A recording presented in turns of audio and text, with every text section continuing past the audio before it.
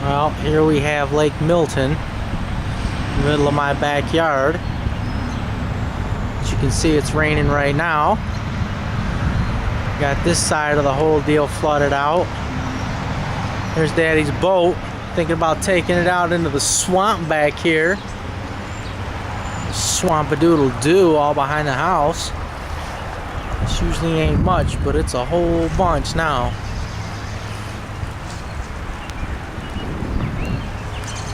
Just put down 80 pounds of grass seed and it's all floating out there in the middle of Lake Milton.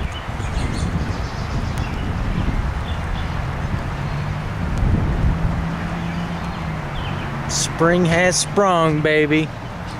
Pitter patter rain, titter tatter.